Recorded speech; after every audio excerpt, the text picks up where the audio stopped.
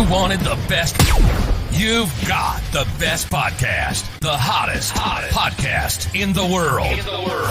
The Chris Voss Show, the preeminent podcast with guests so smart you may experience serious brain bleed. The CEOs, authors, thought leaders, visionaries, and motivators. Get ready. Strap yourself in. Keep your hands, arms, and legs inside the vehicle at all times, because you're about to go on a monster education roller coaster with your brain. Now, here's your host, Chris Voss. Hi, folks. Voss here from thechrisvossshow.com. There you go, ladies and gentlemen. There are things that makes it official. Welcome to the big show. We certainly appreciate it. As always, the Chris Voss Show is a family that loves you but doesn't judge you. But remember, we don't loan you money, eh? Stop asking. But we are the family that loves you regardless of what type of person you are. Unless you're evil, then we want to fix you. But other than that, you can listen to the show and learn how not to be evil. That's the great thing about the show. We have all sorts of great psychologists on the show that can help you with your evilness. And always great authors tell their stories, et cetera, on the show. Tell your friends, neighbors, or relatives. Go to goodreads.com/Chris Voss, LinkedIn.com/Chris Voss, Chris Voss, one of the TikTok, Chris Voss, Facebook.com, and all those other places. And you can buy me a coffee at buymeacoffee.com/Chris Voss. We have an amazing young man on the show with us today. We're going to be talking about several of his books. He's a multi-book author. We're going to be talking mostly about his Misunderstood trilogy that he has coming out, and should be pretty insightful and wonderful stories that we'll tell and learn from and all that good stuff. Jay Sherfey joins us on the show. His series Misunderstood. The first book came out November 9th, 2020, and he has the second book out and currently working on the third book. He has worked 32 years as a semiconductor engineer, pushing the storylines rattling up in his head to the back burner. He's been married since 1981, and him and his wife, Claudia, did all they could to help children from troubled homes stay in school, believe they could succeed. They adopted two such children in 2000, brother and sister John and Kristen. Through those years, they helped them develop a working knowledge of how a social safety net helps and fails the rest of us. And so arriving at the doorstep of his successful engineering career didn't come easy. He gained a BA in history and philosophy from NYU. Not sure what he wanted to do after. He studied music. On a whim, he took a physics course at City College at New York in the Bronx. The light went on as the math and physics came easy, giving him his calling. He's now 71 years old and retired from Intel. I told you he was young. And he finally let the stories foaming in his brain free. I had that foaming in my brain one time, but it was from a dog bite. Anyway, though engineering was a blast and great fun, he now loves writing and consuming his time. Welcome to the show. How are you, Jay? I'm doing just fine, Chris. Glad to be here. Glad you're here with us as well. Give us your .coms. Where can people find you on the interwebs in the sky? Okay, JSherfeyTales.com. There you go. It'll be JaySherfeyTales.com. There you go. So give us a 30,000 overview of your Misunderstood trilogy series. Okay, well, the story started bugging the hell out of me several years ago. What if people existed in this world that could read people's minds, move things with their minds? And with that concept, how could it happen? Well, obviously, if it's going to happen with genetics. So how would that play out? And little by little, the story came about Jason Sutter, that there are communities in this country and around the world where you have 100, maybe 200 people who can do this kind of thing, but they're heavily outnumbered. They have a long history of being destroyed because people thought they were evil, magic, wizardry, witchcraft, things of that nature. And so the first book is about a civil war that did not go well for Jason or his parents. Oh, wow. And Jason finds himself stripped of his abilities to protect him. And in a somewhat normal foster home, where over the course of the book, over time, he starts to recover. Uh, but he has to deal with a lot of interesting characters on the way, and that's book one. Mhm. Book two, which is nothing to joke about, extends from book one in that in book one, everyone thinks Jason's nuts. So he has a psychiatrist. The psychiatrist has the ability to find out where his mom is. Oh, Okay, his mom is in Poughkeepsie State. Book two is about rescuing his mom and there. finding out exactly what he doesn't know about the communities around the world. Oh, wow. And he does. It was a lot of fun to write. You just gotta dig it out of him then, and then Yes. well, we'll get into the other book that you have, Foxtail, here in a bit. So tell us about your upbringing and stuff. How does an engineer with a master's degree stumble into writing? How did you grow up? What were your influences, and when did you kind of start realizing you could write? Um, you're talking about a very confusing time. 17, 18-year-olds, which is not abnormal. Uh, like many of the men in my family, I had a yen for history, enjoyed it. Have a degree in history. Didn't do too much for me. But miraculously, as you read in my bio, I stumbled into physics. And physics was such a blast, especially the math, quantum mechanics, amazing stuff. And I really enjoyed all of it. And did well, had a good living working for Intel, making sure that the electrons went where they were supposed to go in solid state devices. And they took care of me, and I took care of them. From the writing point of view, what can I tell you? In high school, I stumbled into J.R.R. Tolkien, Ah, The Lord of the Rings, The The Lord Hobbit. of the Rings. Yes, Classics. he's a phenomenal writer. I am not as good as he is, but I hope I can tell a good story. My writing, I hope, is good enough. There And you go. so- go ahead. And just keep getting better too. I mean, it's a learned art, right? Yes, yes, you get more comfortable with things, with writing. Although I have to admit, my upbringing is Catholic grammar school and Catholic high school. And what does that do for you? If you set the religious aspects aside, you know how to write a sentence. The nuns and the brothers were really insistent that English be taken seriously. There you And go. then, of course, basic mathematics. I came out of high school knowing trigonometry, and that came easily in high school, which probably should have been a message to me that that's the way I should have gone. However, that might be, it's been a blast. It's been a real blast, and I got over my confusion. I did both. There you go. There you go.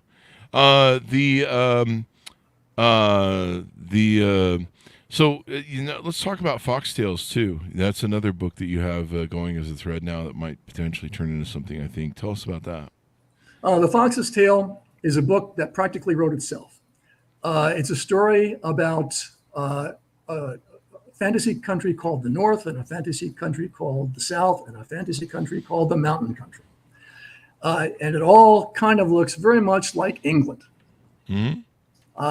So I've read extensively on English history, and it just came out that way. It just made perfect sense to me to write it this way. So what you've got is the North had invaded the South 100 years earlier, taken all of their energy projectors, which is the fantasy side of the story, people who could project energy and make things happen. One of our characters can project into the soil and make weeds go away by themselves. And Wow. grow Need anything. that guy at my house. Again, a lot of fun.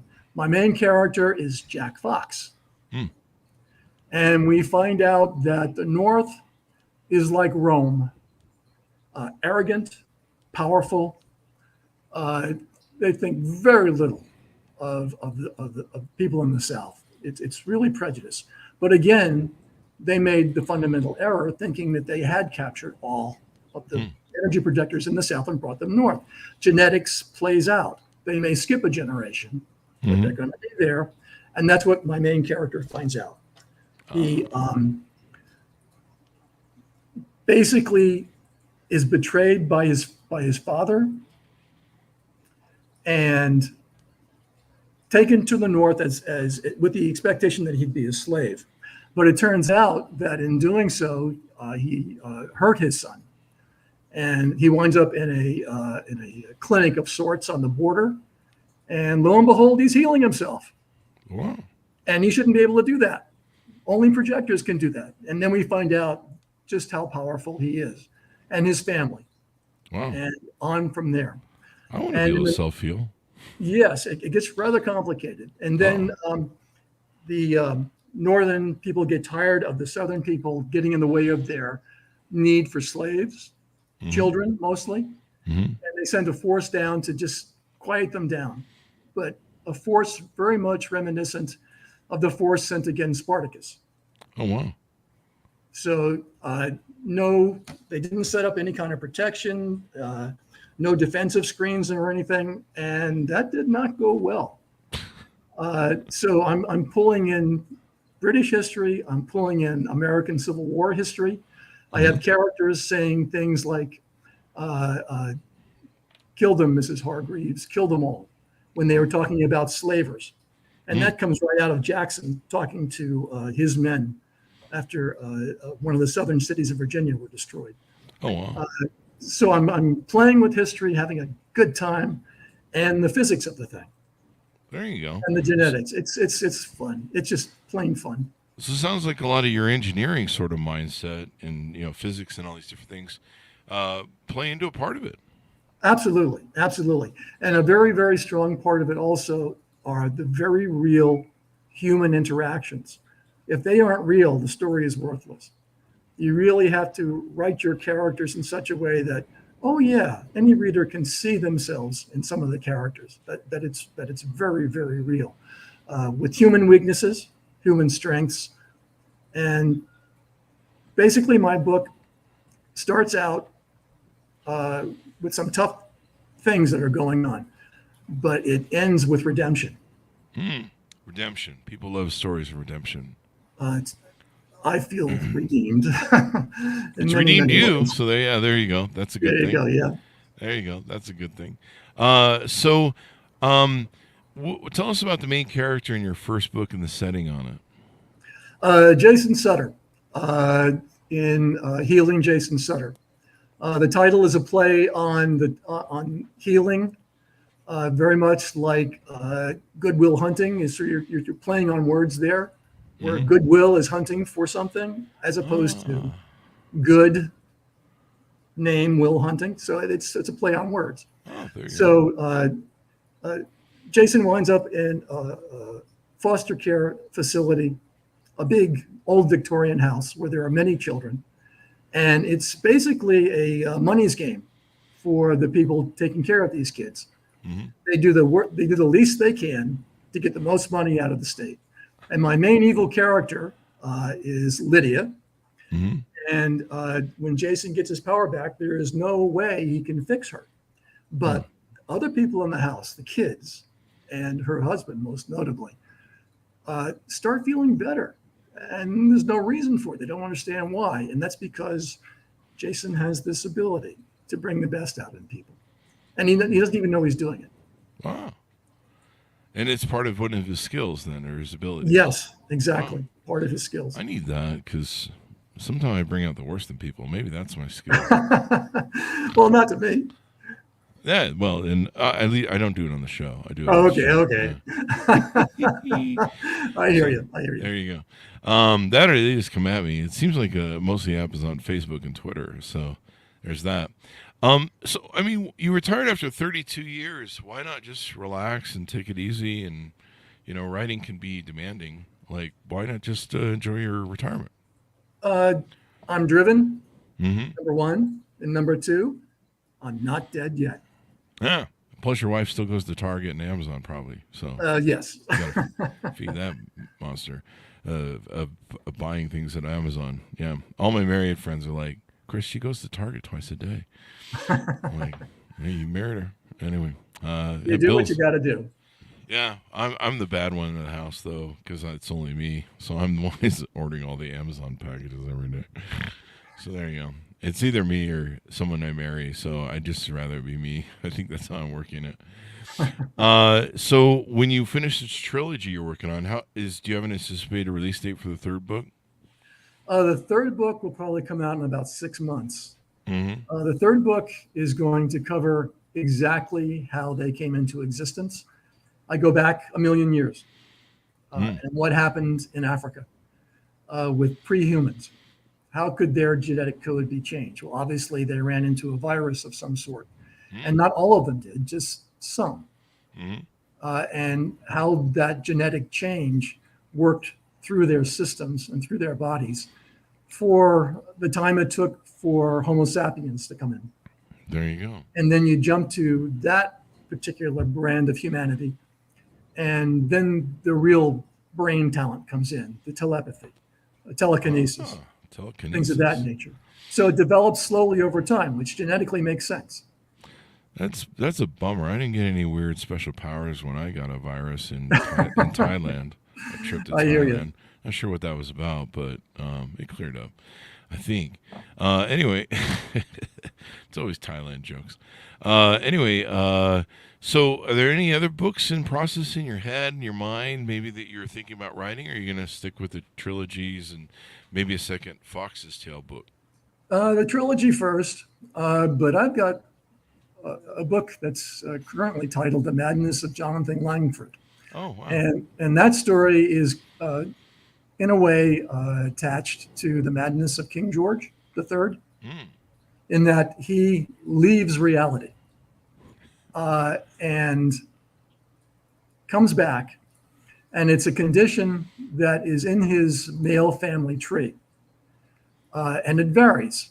He's got the version of it where he becomes happy-go-lucky and doesn't hurt anybody, just has a hell of a good time and spends an enormous amount of money, which he can afford.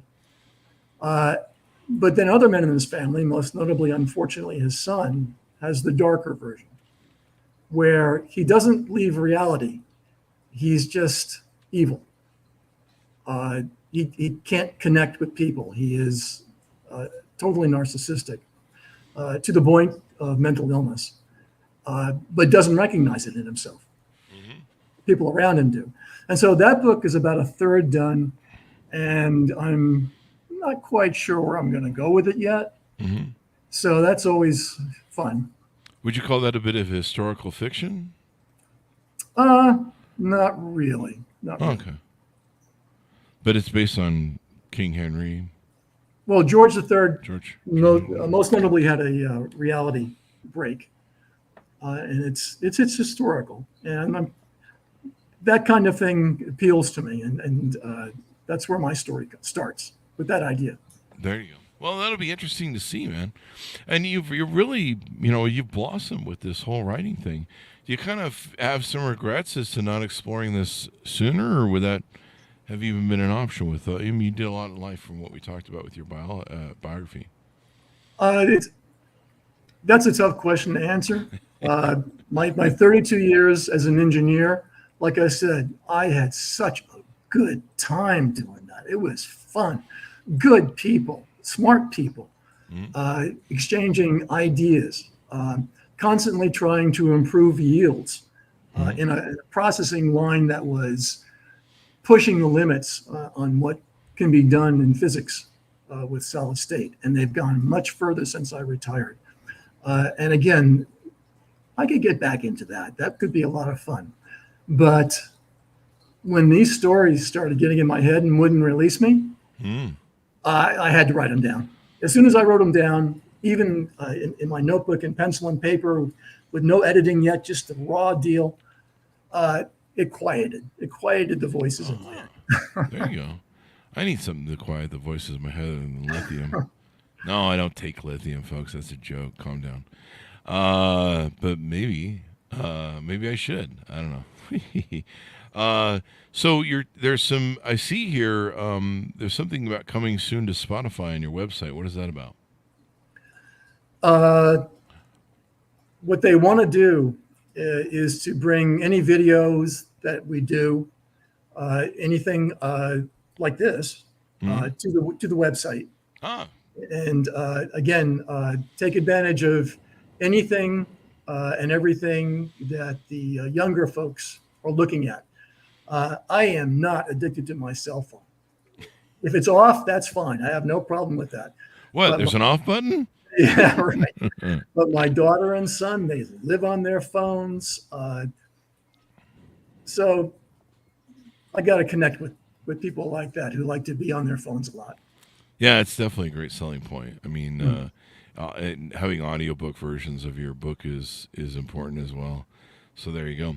Yes. Any final thoughts as we go out that we want to miss, or give people a final pitch out of the book? Well, I think we're gonna do a screenplay. Mm-hmm. So that's gonna happen. If you like fantasy with a good, strong, realistic bent toward the science that's available to us now, please read these stories. The people are real. The relationships are real. None of this fantastic type of stuff. It's just they have these little talents that makes it a fantasy story. There you go. There you go. So fun is fun. And you finally reached that pinnacle. I'm glad you got a lot of stuff going. People love series.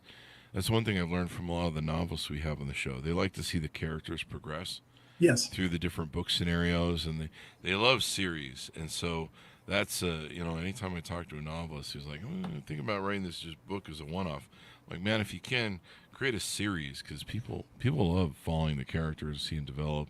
We've had people on the show that have written 100+ books, and they have multiple threads of different series and characters, and it's like just a living environment, if you will. So give us your .coms as we go out so people can see you on the interwebs. Okay, that would be Jay Sherfey, JaySherfey, Tales, TALES, all one word, .com. There you go. So thank you very much for coming on the show. We really appreciate it, man. Oh, thank you, Chris. Thanks for the opportunity. There you go. Check out the the book called Misunderstood in the Trilogy by Jay Sherfey. You can find it wherever fine books are sold, or on the Chris Voss Show. We'll have a link to it. Thanks for everyone for tuning in. Go to buymeacoffee.com/Chris Voss if you'd like to do that. Go to goodreads.com/Chris Voss, linkedin.com/Chris Voss, Chris Voss, one of the TikTokity, and Chris Voss, Facebook.com. Thanks to everyone for tuning in. Be good to each other. Stay safe. We'll see you guys next time.